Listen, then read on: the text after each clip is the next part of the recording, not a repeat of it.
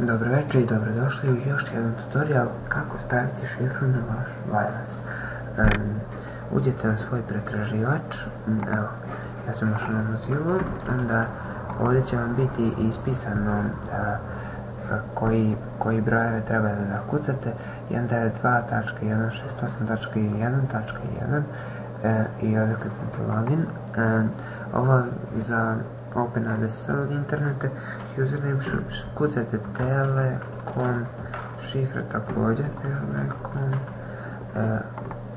uglasite se, a mislim da rukucu Telekom,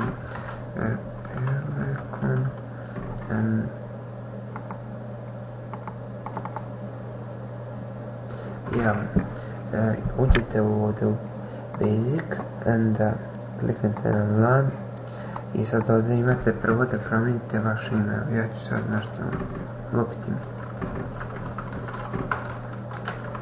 Ovako, security je obezbeđenje, idete VPA 2 i crtica plus i tu stavite neku šifru.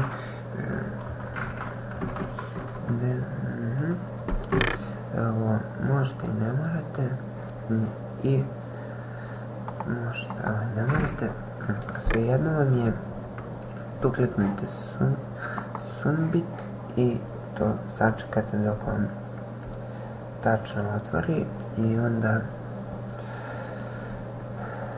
ovako, i sad vam tu stoji šifra i vaš username od vašeg Wi-Fi. Hvala vam što ste nas gledali, doviđenja i prijatno.